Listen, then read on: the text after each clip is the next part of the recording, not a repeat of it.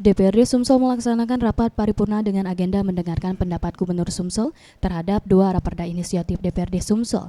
Kedua raperda tersebut yakni raperda tentang perlindungan dan pengelolaan ekosistem gambut. Isa Meki, Wakil Gubernur Sumsel menyampaikan pandangan Pemprov Sumsel terhadap raperda inisiatif yang diusulkan DPRD Sumsel.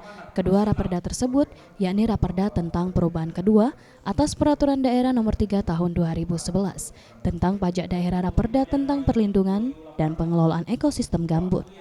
Untuk raperda pajak daerah menurutnya perlu dilakukan kajian mendalam karena banyak sektor yang diserap melalui pajak untuk PAD Sumsel.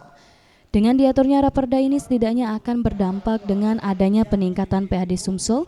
Dan untuk raperda pengelolaan ekosistem gambut perlu dilakukan pengelolaan pihak terkait karena wilayah Sumsel sebagian merupakan lahan gambut. Tentunya perlu adanya kerjasama dengan pihak terkait dan masyarakat agar lahan gambut yang ada dapat dimanfaatkan dengan sebaik-baiknya. Kerjasama dan kerja keras dari semua, termasuk dukungan DPRD yang berwenang.